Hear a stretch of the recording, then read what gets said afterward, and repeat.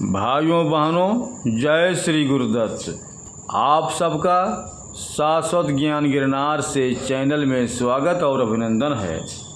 भाइयों बहनों, इंदौर और उज्जैन में देवास में है श्री गुरु योगेंद्र शीलनाथ बाबा का अखंड धूना और ज्योत। आज भी रखी है उनकी खड़ाऊ और पलंग। 100 वर्ष से ज़्यादा बीत गए, लेकिन आज भी शयन कक्ष के नीचे बना तलघर और बावड़ी में स्थित वह गुफा वैसे की वैसी है। मल्हार धूनी एक तपोभूमि है, जहां बाबा के धूने के अलावा उनके अधिकतर शिष्यों के समाधि स्थल भी है। इंदौर और उज्जैन में उनकी तपोभूमि पर लोग आज भी आते हैं और शांति का अनुभव करते हैं। कहते हैं कि जो भी पवित्र होकर बाबा के यहाँ आकर सा सम्मान झुका है, समझो उसकी नैया पार हो गई। संसार के हर कार्य में उसकी जीत ही होगी। बाबा अपने भक्तों को हथेली पर रखते हैं। पूरा देवास बाबा के चरणों में झुकता है।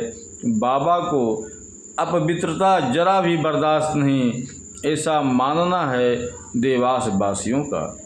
जनश्रुत है कि बाबा उक्त बावड़ी की गुफा में जाकर गायब हो जाते थे और फिर सीधे हरिद्वार में स्नान कर पुनः उस गुफा में प्रकट हो जाते थे। कई बार शहर के प्रतिष्ठित लोगों ने उन्हें हरिद्वार में स्नान करते देखा भी है, जबकि यह उनका रोज का नियम था। जब बाबा धूना रमाते थे तो उनके आसपास शेर, चीते और जंगल के अन्य जानवर आकर बैठ जाते थे। उनके साथ एक शेर रहता था जिससे वे रोज भोजन खिलाते थे। बाबा ने उक्त शेर के लिए पिंजरा बनाया था। वे एक सीढ़ी द्वारा पिंजरे में उतरकर शेर को भोजन खिलाते थे। भाइयों बहनों, आगे की वीडियो सुनाने से पहले हम आप भाई बहनों से अनुरोध करूंगा कि चैनल को सब्सक्राइब एवं वीडियो को लाइक तथा शेयर जरूर करें एवं कमेंट्स बॉक्स में अपने विचार से हमें अवगत कराएं। भारत के 84 सिद्धों की परंपरा में से एक थे गुरु गोरखनाथ, जिनका नेपाल से घनिष्ठ संबंध रहा है। नेपाल नरेश महेंद्र देव उनके शिष्य हो गए थे।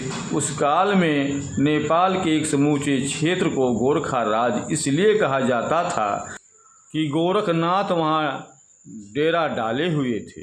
वहीं की जनता आगे चलकर गोरखा जात की कहलाई।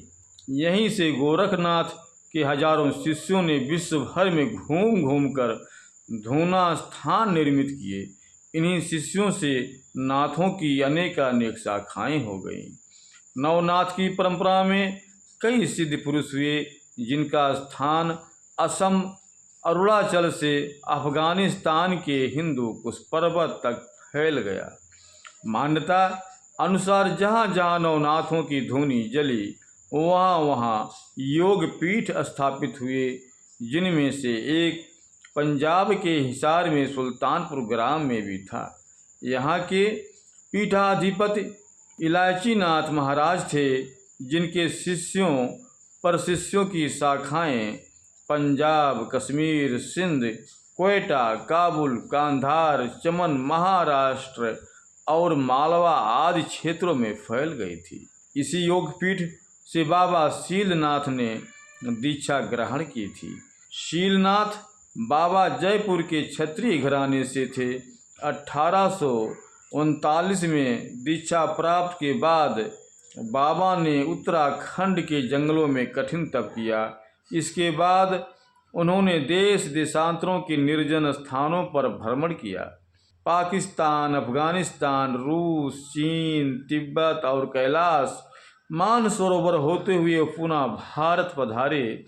इस दौरान उनके साथ अनेक घटनाएं घटी। काबुल की पहाड़ी पर जब वे धूना रमाए थे, तब अफगानियों ने उन पर हमला कर दिया था, लेकिन उनके धूने से उठने मात्र पर अनेक अफगानी उलट पुलट होकर एक दूसरे की तलवार से घायल हो गए। तब बाबा उठकर काबुल के जंगलों में चले गए और वहाँ धूना रमाया।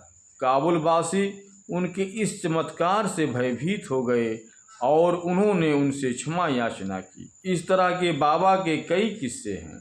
1900 में वे उज्जैन क्षेत्र में पधारे, जहां उन्होंने भर्तहरि की गुफा में ध्यान रमाया।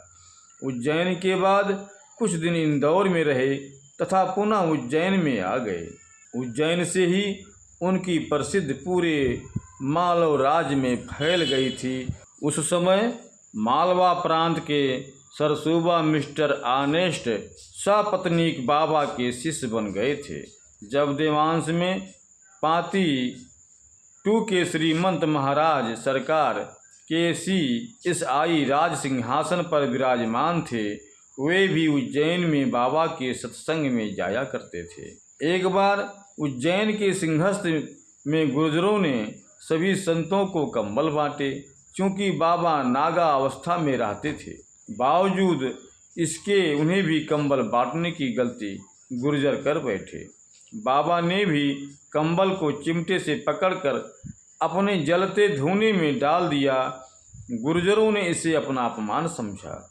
तब बाबा ने धुएं से चिमटा घुमाया और राख में से कंबल निकालकर गुर्जरों के हाथ में थमा दिया। जब वे तराना में धुनी रमाए थे, उस समय देवास की पातीवन के जज साहिब बलवंतराव बापूजी बिड़वई उन्हें देवास ले गए, जहां रानी बाग में उनके धोने की व्यवस्था कर दी। तब मल्हार राव भी उनके दर्शन के लिए आया करते थे। बाद में मल्हार राव ने मल्हार क्षेत्र में उनके धोने और आसन की पक्की व्यवस्था कर उनसे यहाँ रहने का आग्रह किया।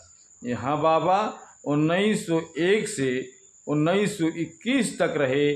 तत्पश्चात अंतर प्रेरणा से ऋषिकेश में जाकर वहाँ चैत्र कृष्ण 14 गुरुवार संवत 1977 और सन 921 ईस्वी के दिन सुबह 5:55 पर ब्रह्मलीन हो उन्होंने समाधि ले ली। भाइयों बहनों, अब हम अपने शब्दों को यहीं पर विराम दूंगा। पुनः मिलेंगे अगले वीडियो में। जय श्री गुरुदत्त, जय श्री गुरुदत्त।